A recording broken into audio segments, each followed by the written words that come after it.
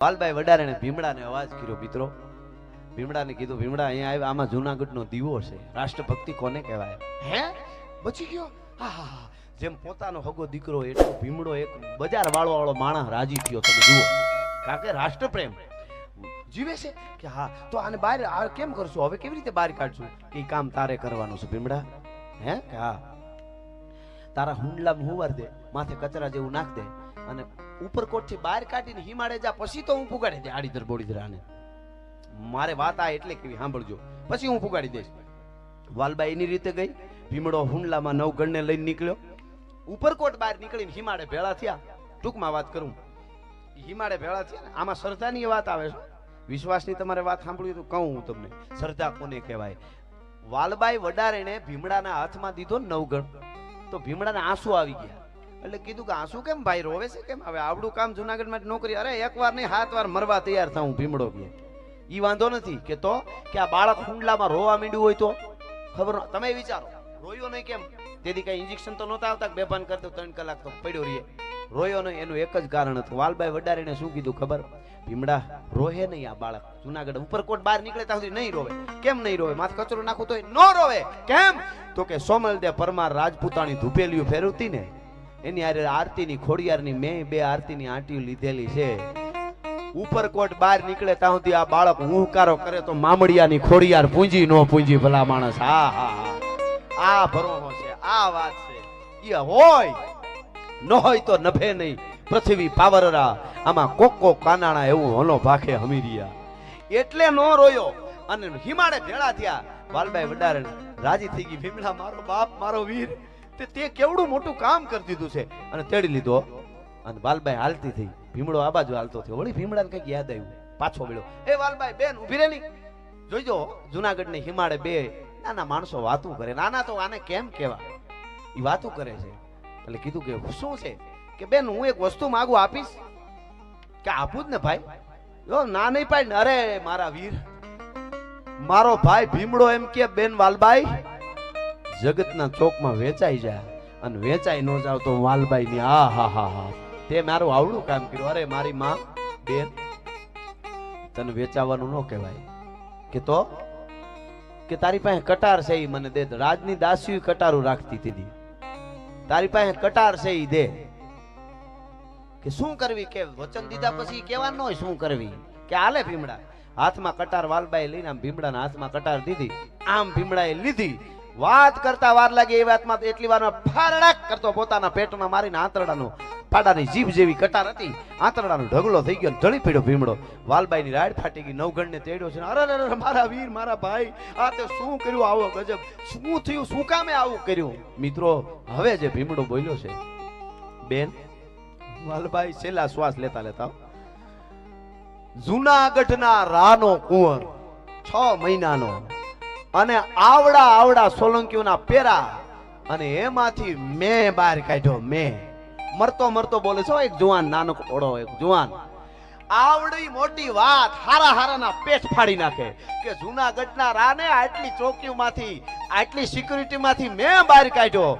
આવડી મોટી વાત હારાના પેટ ફાડી નાખે. બેન તો મારાથી કોકદી કોકને કહેવાય જાય તો રાનો વંશ ઓલાઈ જાય, એટલા માટે હું મરી જાઉં છું. હા હા હા હા, તમે વિચાર કરો. આ યુવાનો હોય, આ દેશના યુવા, એટલી રાષ્ટ્રભક્તિ જ્યારે જાગે ત્યારે ભારત વર્ષની હામી તાકાત નથી કોઈ મીઠ માંડી શકે ભલા માણસ. અને એ આપણી પાસે છે, આપણી પાસે બધુંય છે. એટલે એ આપણું સાહિત્ય. પણ એ સાહિત્યમાં પેલી વાત ઈ ભરોહો હોય, ગણપતિ બાપા ઉપર હોય, શિવ ઉપર હોય, મા ઉપર હોય અને દ્વારકા વાળા ઉપર હોય. હા હા હા હા સાહેબ, દ્વારકા વાળો એટલે શું? કૃષ્ણ એટલે શું સાહેબ? ગુરુ બને ને તો હાથમાંથી હથિયાર મૂકી દીધા હોય ધરતી માથે અને પોતાના ગુરુ સામા દાદા દેખાતા હોય. દ્વારકાધીશ ને પાર્થ અર્જુન કે લેસ મારે નથી યુદ્ધ કરવું, ના પાડી દેતો હોય. અને ઈ વખતે ગુરુ બને ને તો નાખી દીધેલા અર્જુનના હાથમાં હથિયાર જલાવી યુદ્ધ કરાવે. ઈ કૃષ્ણ ગુરુ બને તો.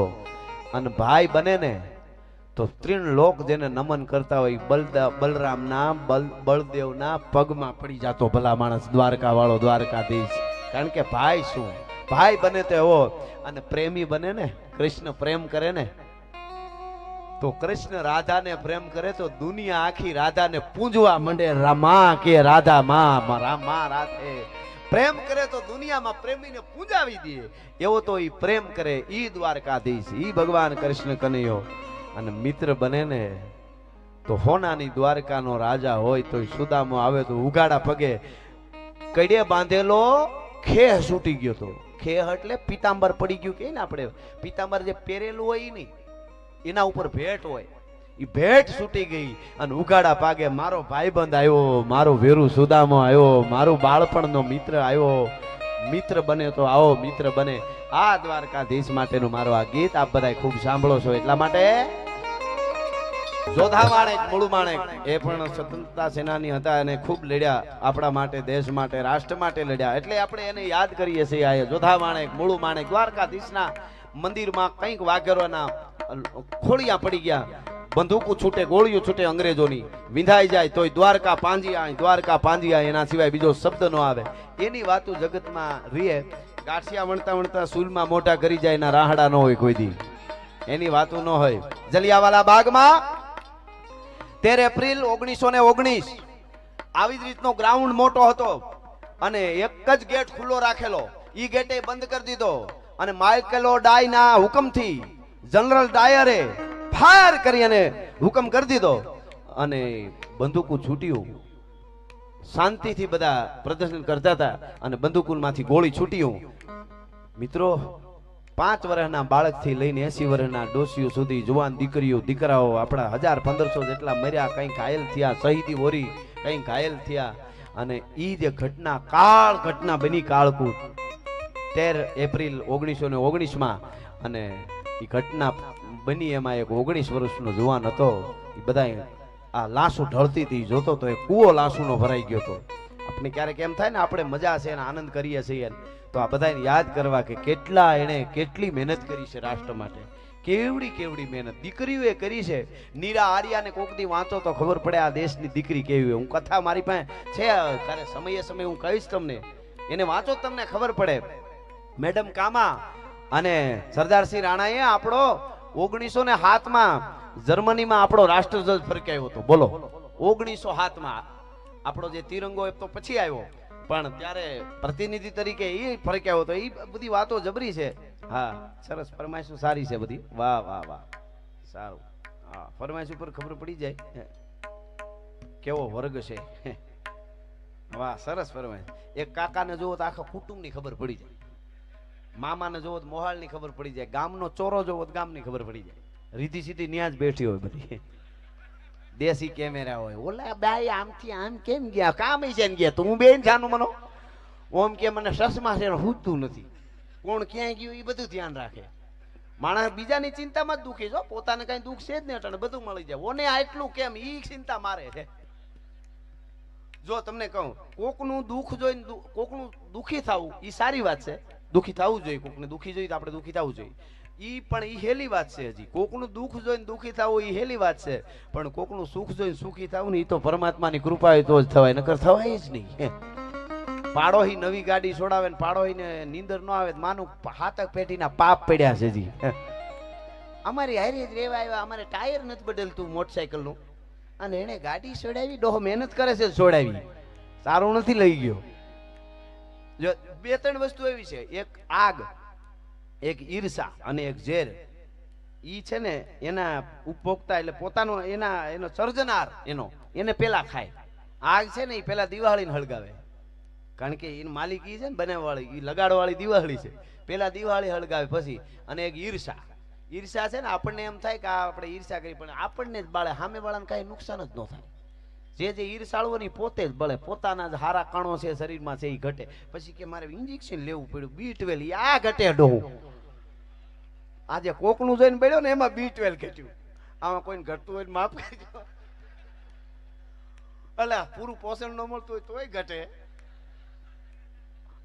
એવા વેણને કાઢીએ કોકના દિલમાં ઠેસ વાગે. પણ હકીકત આ છે. હા, ઘણા ડોસીઓ નથી ગોઠણ રહી ગયા તો કે વહુ ને માથે ભડભડ કર્યા કરે.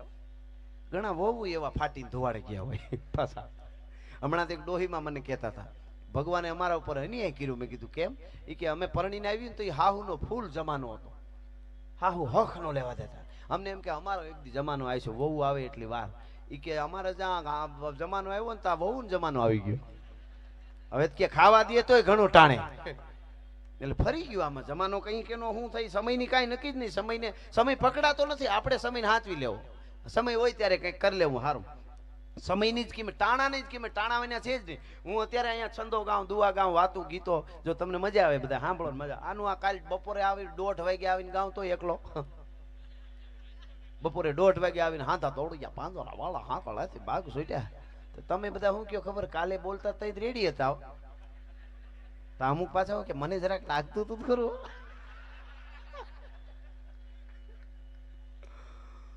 મજા છે આને. આપણી ભાષા તો જુઓ કેટલા અરસ થાય આપણા. પરમદી અમે 5 સ્ટાર હોટલમાં હતા, મુંબઈ હતા. હોટલ સારું નથી કેતો, હોટલમાં હું તો અમારે મુકેશભાઈ દાંત કાઢ્યા યાદ આવી. મને ના પડતો તો કેતા નહીં, પણ હું કહેવાનો. અમારી બધી દેશી ટીમ છે સમજ્યા. હિન્દી બિંદી મુકેશ તો ગમે એવું હોય ને, લંડન જાય તો હિન્દી ન બોલે. ઓલા બેન ને ગુજરાતીમાં જ કે ખાવાનું આપો. હા તો કાલે હતા તો ન્યા ઓલી હોટલમાં એવું ઓલું પડદો સડે ખરો, સાપથી પડદો સડે અને ઉતરે બાથરૂમ નો બહારનો ફરતા કાસ. તો ભાઈ મુંજાણા બાથરૂમ જવું, ઈ કે અહીંયા કાસ હોરવા છે. મેં કીધું અહીંયા આવવું જોઈએ, અહીંયા બધું ભૂલી જવાનું. મેં એવું આપ્યું ઘડીક મામા કાનડ સાહેબ. મેં કીધું એ અહીંયા બધું એવું કઈ ન હોય, આ બધા ફ્રેન્ડલી હોય બધા આયા. ઘડીક આયકું મેં તાતો કહો અરે મોત થઈ જાય. મેં કીધું તું તારે હું વિડીયો નહીં કરું. મૂકો ઘૂમરે છે પછી ફોન કરવાનો હોય એને. ફોન કર્યો લાગે નહીં કોઈ રીતે, એમાં લાગ્યો ફોન હોટલમાં કરે ને. અને એને જે વાત કરીને તો મને દાંત કાઢી કરીને બઠો પડી ગયો. બેને ઉપાડ્યો કે બેન આ બાથરૂમમાં કાચમાં હોહરવા દેખાતા હે. પડદા कैसे उतरता है, हम नहीं पर्दा केम उतरता है. ओला खरेखर तरत है, मैं भेजता हूँ सर. बोलो આવ્યો ને સાપ દવાઈ હર કરતો પડદો ઉતરી ગયો. મૂકો કે આજ પડદો ઉતરો ન કરી કે મારે તો હોટલમાંથી બહાર નીકળી જવું તો. એટલે મજા આવે. બીડી પીવાય નહીં એક તો આને. મેં કીધું અહીં બીડી ન પીવાય, ઘૂમરે છેડ્યો. બીડી પીવા ક્યાં જાવ? મેં કીધું અહીં ન પીવાય બીડી. પછી બીડી વગેરે આખી રાત રહ્યો ને. પણ કહેવાનો હતો દેશી અમારે બધા. અમારા પ્રવીણભાઈ ની વાત કરતો. અમે પેલા લંડન જતા હતા ને તો ઓલો આપાતકાલીન દરવાજો હોય ને અહીંયા આવ્યો ભાઈ નો નંબર. તો ઓલા બેન આમ તો બધા પ્લેનમાં બેઠા ને તમને ખબર હોય બધાને ઓલું સમજાવતા ઉભા આમ ઓક્સિજન લેવું ને આમ કરવું એ તો હોય. પણ જે ઓલો આપાતકાલીન દરવાજા જે હોય ત્યાં જે હોય ને એને એક્સ્ટ્રા સમજાવવા આવે કે પાણી પ્લેન ઉપર ઉતરે તો તમારે આવી રીતે આમ ઊભું થવાનું. પહેલા તમારી બધી વ્યવસ્થા કરી લેવાની, પછી આમ કરીને આમ ધક્કો મારવાનો. તો અહીં ખુલી જાય ને પછી હળર હટ કરતું પડી જાવ. હળર હટ મેં કીધું ઈ બેનને ન આવડે. ઈ ભાષા તો આપણી છે ને, આપણી ભાષા. મેં લંડનમાં ગયો મેં કીધું તો ગુજરાતીઓ રાજી થઈ ગયા. ઈ કે મુનિયા આપણે ખાલી ગુજરાતી બોલી તોય મજા આવે, સાહિત્યની કોઈ જરૂર નહીં. એને મજા જ આવે કે આ ગુજરાતી આપણું. હા હા હા. મેં કીધું અમુક આપણી વસ્તુની મજા છે. પતડીંગ દઈને પીડ્યો ઇંગ્લિશમાં આવડે. હાલો તમે મને ઇંગ્લિશ કરો. પતડીંગ દઈને પીડ્યો ખાલી સ્લીપ મજા જ ન આવે. પોચું હાવ. આ તો પતડીંગ ભડું દઈને નાખ્યો. એમાં ફેર એની રીતે પડી જાય પતડીંગ દઈને પીડ્યો કહેવાય. કોઈક નાખે ને પડે ભડું દઈને પીડ્યો કહેવાય. કેવી આપણે નોખું. આપણા ડાંગના કેટલા અરથ થાય. આ ડાંગ છે ને, એ ડાંગ ઉલાળે ને આમ નકરી એને ડાંગ કહેવાય. ઈની ડાંગ ને ઉલાળે નહીં આમ કરીને આમ કોક હબોડે ને આ બાજુથી પરોણો માર્યો કહેવાય. છૂટો મારે તેને પબેડો કહેવાય. અને આયા મારે ને આયા મારાય નહીં. 307 વાળું 302 વાળું આપણે મારવાનું વાત જ નહીં કરવાની. આ તો ખાલી આ મનોરંજન માટે મારવાના. કોને? સેના એમાં દુશ્મનો જે સેનાની સામે આવે છે ને હિમાળે એને જ મારવાના. અહીંયા આપણે બધું ભૂલી જવાનું છે. વિચારોને મારવાના, ખરાબ વિચારોને. અહીંયા આપણું કોઈ દુશ્મન જ નથી, આપણે બધા એક છીએ. પણ અહીંયા લાગે ને અહીંયા એને લાકડી મેરી કહેવાય. બોલો એકનું એક. ઇંગ્લિશમાં પૂછજો એટલા અરથ છે. પબેડો, ડાંગ, લાકડી, આવા કેટલા. હજી તો આવું ઘણું બધું છે. અમારે માલધારી સમાજ તો ખાસ કરીને પેલા જાતા ને એક ગામથી બીજે ગામ તો પેલી લાકડી રાખતા. મામા કેવી શું કામ ખબર? કે આમ તો લાકડી હારી, બધે રખોલું બધું એને દુવાય છે. પણ મૂળ મુદ્દો ઈ કે 1:30 વાગે બપોરે કોકની મહેમાન થાય ને, હાથમાં લાકડી હોય તો ઈ લાકડી આવી રીતે ઊભી રાખતી ને આમ ટોડલે આમ તો મહેમાનને ખાલી સા જ પીવે, બોલો જમવાનું નથી, ખબર પડી જાય. ઈ કેમ? ખાલી લાકડી ટોડલે ઊભી રાખે ને આમ ઊભી, તો હું કામ ખબર ને ત્યાં ઊભી રાખી હોય ને કોઈ છોકરું નીકળે, કોઈને લાગી જાય, પડે, ખાલી 10-15 મિનિટ રાખવી તો જ ઊભી રાખાય. એટલે લાકડી એમ ટોડલે ઊભી રાખે મહેમાન, અને ખાટલે મહેમાન બેહે ને એટલે બેન ચા મૂકી દે, જમીન આવ્યા ઈનો ઈ ખાટલા એ જવા દે ને જય માતાજી, બેન તાવડી મૂકી દે, લ્યો કે જમવાનું બાકી છે. બોલો આવી તો કોડવડ હતી, કેટલી કેટલી આપણી સમજણીઓ હતી, ઈ ખબર પડી જતી. એટલે પ્રવીણભાઈ ની વાત કરી દઉં, પછી હું પાછો ઓલા ગીતો આવું. આપાતકાલીન દરવાજો હતો ને ત્યાં પ્રવીણભાઈ બેઠા હતા, બેન સમજાવવા આવ્યા. સર ઘડીક તો આ જોઈને મેં કીધું તને કીએ છે એમ? હું મને સર કીધો? મેં કીધું કે લે તારી તું મજીરા વગાડે છે. એવું સારું મેળ બેળ નહીં કરવાનો હોય ને, ખાલી એમ જામી જ પડવાનું, સપાકરું ચાલતા આમ જો કેવો રણકાર કેવો મજીરાનો. આપણા વાજિંત્રો થોડા હોય પણ આમ મગજને ઠંડક આપે. જો ઓળખ એવું નહીં, ઈ આ અડધા ગાંડા માણસ એમ થઈ ગયા છો અટાણે ઘરે જ્યાં આવે ત્યાં સડાવી ઉપાડી લે હાવ. અને આ તો એવું સરસ પેલા જે ગાતા સમજો કેવું, હા આપણા બાબા ભજનો ગાતા, શેર લાંબુ થઈ જાય મને. પણ પ્રવીણભાઈ ને કે સર, તો પ્રવીણભાઈ જોયું તો એને સમજાવવાનું બેને ચાલુ કર્યું. એ કે કાંઈ ટેકનિક ફોલ્ટ આવે પ્લેનમાં તો પ્લેન પાણી ઉપર ઉતરે, તો ભાઈ અંદર ખોવા માંડ્યું, પાણી ઉપર ઉતર્યું પ્લેન એમ. તો પાણી ઉપર ઉતરે પછી કે તમારે આવી રીતે દરવાજો ખોલવાનો, આમ બહાર સીડી નીકળી જાય, હવાવાળી સીડી, એમાંથી તમારે હળ હટ કરતું દરિયામાં વયું જવાનું. બેન બધું સમજાતા હતા. તો અડધે પીયું ને ત્યાં સુધી પ્રવીણભાઈ આમ જોતા હતા, જેમ જેમ ઓલો પડ્યું પ્લેન પાણી માથે દરવાજો ખોલીને જવાનું આવ્યું તો મોઢું ખુલવા માંડ્યું, એમ મીંડું થાવ. છેલ્લે બેન ની આખી વાત પૂરી થઈ ગઈ. બેન કે ઓકે સર. તો પ્રવીણભાઈ કે માતાજી કઈ ન થવા દે, હું દરવાજો નહીં ખોલવા બેન કે. આ હકીકત હોય કે માતાજી કઈ ન થવા દે. બોલી બેન વહી ગઈ બિચારી. માતાજી આને આપણું માતા આ 140 કરોડ મોજ કરી છે, માતાજી ધ્યાન રાખે, બીજું કોણ રાખે ભલા માણસ? આપણું ભગવાન ધ્યાન રાખે. હમણાં માતાજીના નોરતા આવશે, ઈ આપણું ધ્યાન રાખે. એટલે વચ્ચે ઓલું ગીત તો છે જ,